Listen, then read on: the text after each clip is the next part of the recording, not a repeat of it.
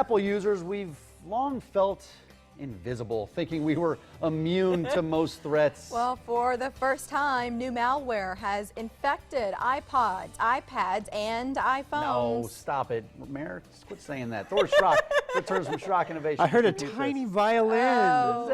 Is that true? Am I telling the truth, or is he in denial? All right, What happened here? The virus is called Wire Lurker. And basically, first off, before we get into all the details, Apple's already patched it. And it was never anything that in the US we had to worry about. This is happening mostly in China, and it's only happening to Apple users that hook their device up to a Mac. So if you have a PC at home and you have an iPhone and you hook it up to your PC, no worries. You have a Mac at home. If you're watching in China right now and you have a Mac at home and you're hooking up, or more importantly, a Hackintosh at home, because most people in China don't have the money to buy a Mac and pay that Apple tax. So the Apple tax is how much more expensive Apple computers cost for obviously no apparent reason.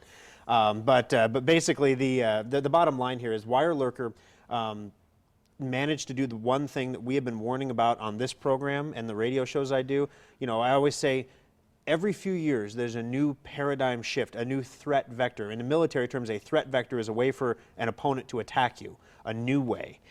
So this is a new threat vector that allows bad guys to attack mobile devices. And starting next year, about half of all internet traffic will originate from a mobile device, a tablet, an iPod, an iPhone, something like that. If this isn't affecting us right now, and it sounds like it's not, right? There's a relatively small group of consumers that should be concerned. What should we look out for in the future? Because this can't be the end of it. All right, so now we've talked in military terms, let's talk in business terms. We're going to talk about a proof of concept.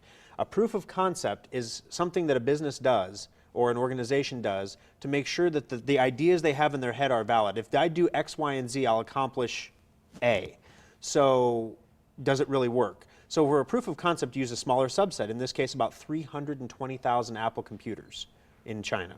For a proof of concept, you see how long do I have once I infect these Macs before these Mac users notice they're infected?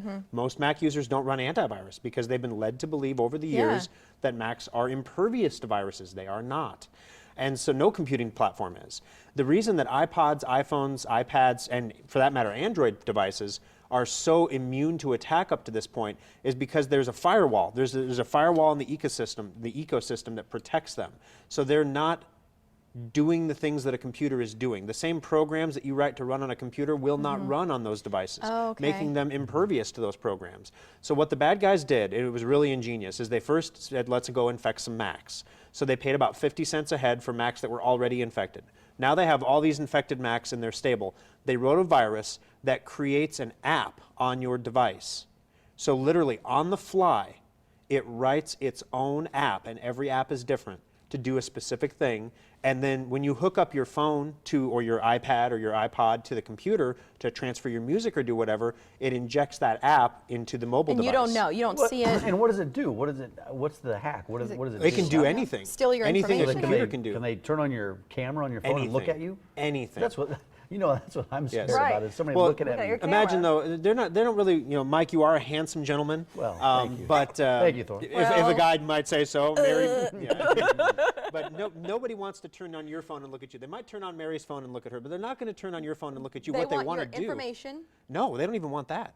They want access to your device. They want to use your phone to crash websites. So in other words, in the black market, if I want to crash somebody's website, like when all the Occupy Wall Street stuff was going on, and they wanted to crash the MasterCard website when they stopped taking payments from Julian Assange's support WikiLeaks thing, the black market crashed the MasterCard website because they went out and got a whole bunch of infected devices and sent them all to MasterCard.com at the same time. So in essence, it ruins your device, right? Are you just losing your device, or what's the? Well, you don't even hardly notice it on your device. But they want to shut down a site, so they send all this traffic. So they get to millions one of devices or computers to send traffic at the same time, and the server can't keep up. Oh boy, I'm getting a little overwhelmed. They can also use your device to send spam emails. But what should we worry about if you're a Mac user here? If you're a Mac user here right now, like I said in the beginning, it's already been patched by Apple, although this went on for months before Apple became aware of it. In 2015, if this continues to evolve, what can I do as a consumer to protect my device? You have to protect the point of entry. The devices are still just as safe as they've always been. The mobile devices, there's that firewall there, that natural firewall that protects them. The processors in those devices cannot physically run the programs that we run on our computer. There has to be an intermediary to translate, and that's your computer. So we've preached and we've preached and we've preached about making sure you have good antivirus. Do you know AVG is up for sale right now potentially? Someone might buy the AVG company. So who knows what they're going to put out. So if you're using AVG or one of these other lesser free versions of antivirus, you really need to move to something like Endpoint while you still are not impacted by this stuff. Now this happened in China. It's a proof of concept. This week the Russians, it's been, the State Department said it was the Russians, have hacked utility companies, oil infrastructure companies all across the United States. They have the ability to shut down the power grid if they wanted to. And the Department of Homeland Security sent out an alert saying, hey, power people, you need to comb your networks for this stuff. So and that started off when we were spinning Iranian centrifuges out of control. Here we go. This progresses. This progresses, so it's going to spread. You are so much smarter than we are. Oh, come on now. There's like a huge gap in intellectual capability. I just read a lot. I bet your Christmas tree looks better than mine. Well, I do tie a nice bow. Thanks, We gotta go. I love you. All right.